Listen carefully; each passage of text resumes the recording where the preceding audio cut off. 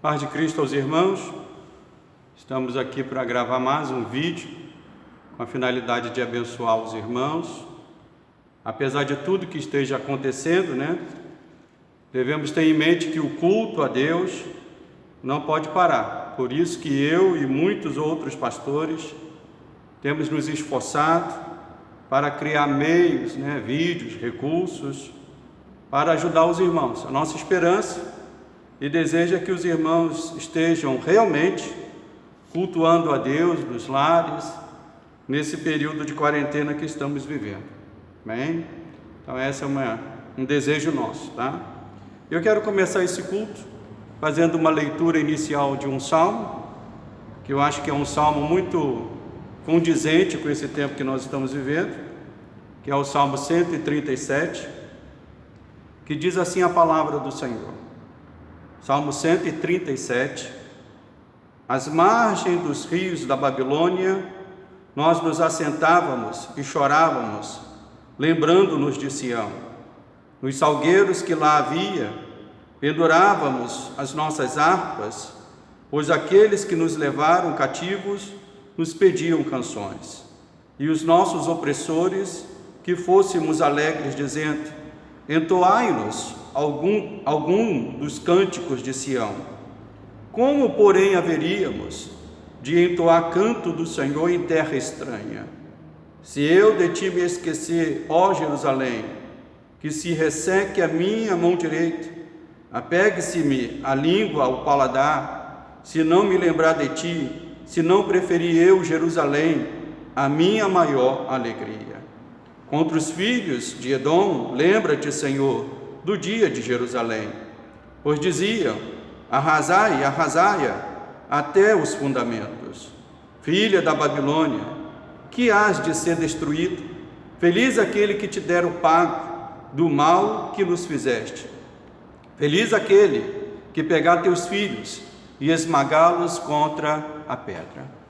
Então este salmo é um salmo que retrata um tempo em que os filhos de Israel estavam em cativeiro babilônico, e é por isso que sentem saudades de Jerusalém e do santuário. Eu creio que isso também signifique algo para nós, Você que está com saudades da casa do Senhor, então que essa saudade possa ser alimentada no teu coração, para que quando voltarmos a este lugar, você possa adorar a Deus de todo o teu coração. E o pedido do salmista a Deus é para não se esquecer de Jerusalém. É para que, Jerusalém, que era o símbolo da habitação de Deus. E que esse seja o nosso desejo também. Nunca se esquecer da casa do Senhor, nunca se esquecer de Jerusalém. Eu creio que muitos irmãos que estão ausentes da igreja nestes dias, quando voltarmos a cultuar a Deus neste lugar, eu oro a Deus para que valorizem mais a casa do Senhor. Vamos orar, vamos agradecer a Deus. Amado Deus e amado Pai, no nome santo de Jesus, eu quero te bendizer, Senhor. Meu Pai, mesmo com toda a nossa dificuldade, mesmo com essas lutas que estamos passando nestes dias, Deus, nós queremos nos lembrar de Ti, adorar o Senhor em espírito e verdade. Meu Pai, eu oro para que nada venha desanimar os meus irmãos. Pai, como ouvimos tantas notícias, como diz o salmista num outro salmo, ele diz que o nosso coração não se atemorizará das más notícias. Sim, meu Pai, que o nosso coração esteja firmado no Senhor. Por isso, Senhor, que este seja um momento de adoração, um momento em que o Teu Filho possa deixar de lado todas as preocupações, pegar a palavra dEle, Deus, ir para um canto e ali Te adorar em espírito e em verdade. Use esse recurso, use esse vídeo, use essa palavra para abençoar o Teu povo. Eu Te peço isso, no nome santo de Jesus. Amém e amém. Como nós temos feito, estamos sugerindo sempre 2 louvores. O primeiro louvor que eu sugiro para você é aquele que diz: o meu maior prazer é estar em Tua presença. O segundo louvor é um louvor bem antigo, é um louvor que eu gosto muito, que diz assim: a alegria está no coração de quem conhece a Jesus. Então, se você puder, dê uma pausa no vídeo, cante esses louvores, e depois que você adorar a Deus, entoar esses louvores, você pode voltar e continuar aqui com a reflexão que vamos trazer aos irmãos. Se não, você pode continuar com o vídeo, ouvir a reflexão e louvar a Deus depois. A nossa reflexão está baseada no livro do profeta Isaías. Abra sua Bíblia, profeta Isaías, capítulo 30, do verso 1 ao verso 3, que diz assim a palavra do Senhor. Isaías, capítulo 30, verso 1 ao verso 3. Ai dos filhos rebeldes, diz o Senhor, que executam planos que não procedem de mim, e fazem aliança sem a minha aprovação, para acrescentar-lhe pecado sobre pecado, que descem ao Egito sem me consultar, buscando refúgio e abrigo, buscando refúgio em Faraó e abrigo à sombra do Egito. Mas o refúgio de Faraó se vos tornará em vergonha, e o abrigo na sombra do Egito em confusão. Então vamos orar para ouvirmos a palavra. Amado Deus e amado Pai, que o Senhor possa falar ao nosso coração por meio da Tua palavra, Pai. Estamos aqui, Senhor, para meditar na Tua palavra e cremos que a Tua palavra nunca esteve presa, Pai. Paulo escrevia as cartas da prisão e essas cartas até hoje nos abençoam, Pai. Cremos, ó Deus, que da mesma forma, um vídeo gravado com a Tua palavra sendo pregada há de abençoar todos aqueles que ouvirem a Tua palavra. Por isso, fala ao coração dos Teus filhos e filhas, no nome santo de Jesus. Amém e amém. A prática ou ritual de fazer alianças sempre foi algo presente na humanidade.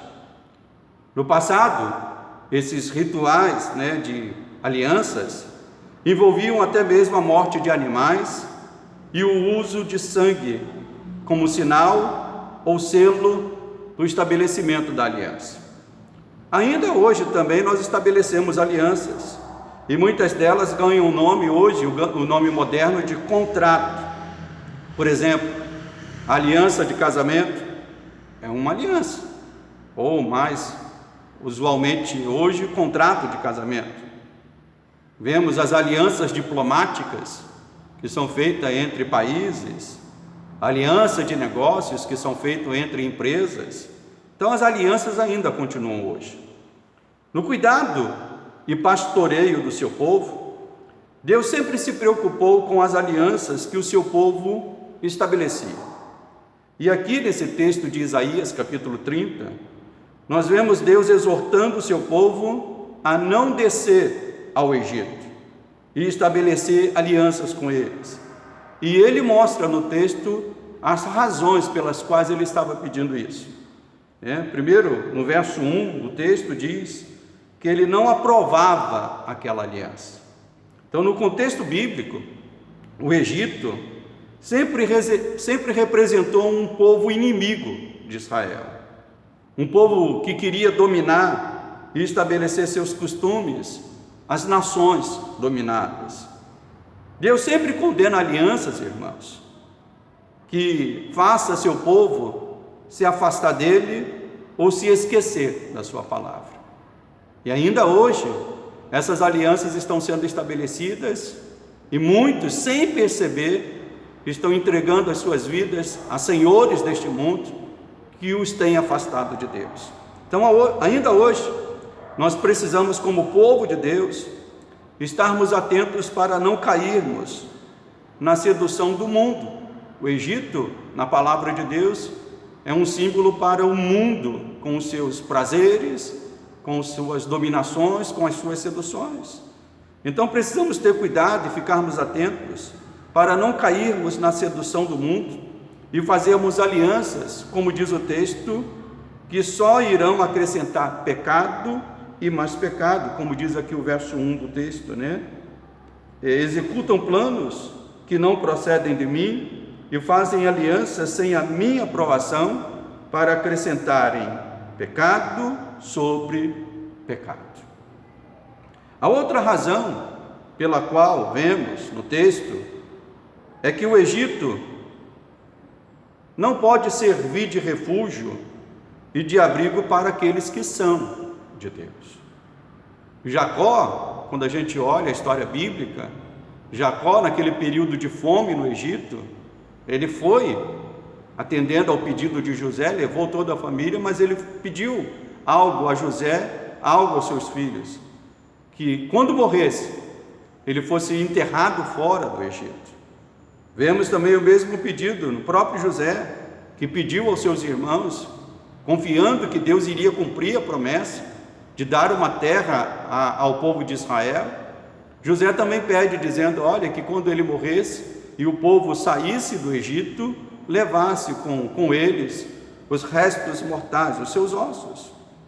Irmãos, quão triste foi e quão triste ainda é quando vemos o povo de Deus se encantando mais com o Egito do que com o Senhor e com a sua palavra. O Egito é um lugar de passagem. O Egito é um lugar onde nós circulamos, mas não é a nossa casa.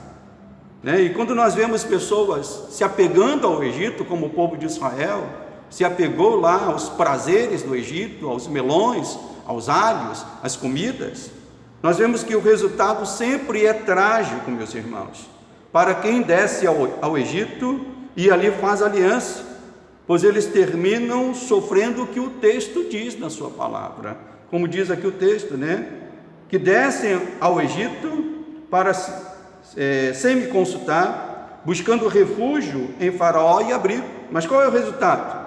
Diz aqui a palavra do Senhor: mas o refúgio de Faraó se vos tornará em vergonha, e o abrigo na sombra do Egito é em confusão. E é exatamente isso que acontece com aqueles que vão ao Egito.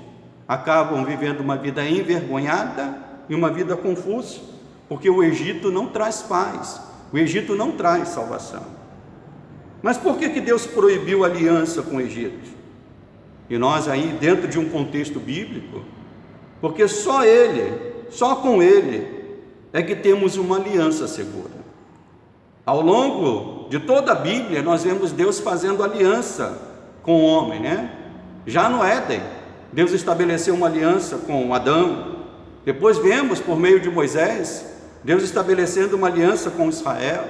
Depois vemos, no estabelecimento do reino, Deus estabelecendo uma aliança com Israel por meio de Davi. Mas o que nós vemos na palavra de Deus? É que o homem foi incapaz de guardar a aliança. O fato é, meus irmãos, que nós somos incapazes de guardarmos a aliança com Deus por conta do pecado que habita em nós, do pecado que domina o nosso coração. Mas todas estas alianças do passado apontavam para uma nova aliança, que foi estabelecida em Cristo Jesus. E aí nós vemos lá em Mateus capítulo 26, quando Jesus reúne os seus discípulos, e ali estabelece a ceia, a nova aliança, e ele diz: este é o meu sangue, na nova aliança que eu estabeleço convosco. Na celebração da ceia com os seus discípulos, Jesus deixa isso claro, que ele estava ali inaugurando um novo tempo, uma nova aliança, uma aliança firmada no seu sangue. Tal como no passado, alianças firmadas no sangue, agora nós temos uma nova aliança firmada no sangue, não no sangue de um animal, mas no sangue do Cordeiro perfeito de Deus, Cristo Jesus, o nosso Senhor e o nosso Salvador. Deus estabeleceu uma aliança eterna conosco por meio de Jesus, e como selo desta aliança, Ele tomou o sangue de Jesus e marcou as nossas vidas. Então, independente da onde você esteja, das lutas que você passa, lembre-se disso: você tem uma aliança que foi estabelecida em Cristo Jesus, e essa aliança provê para nós, antes de qualquer coisa,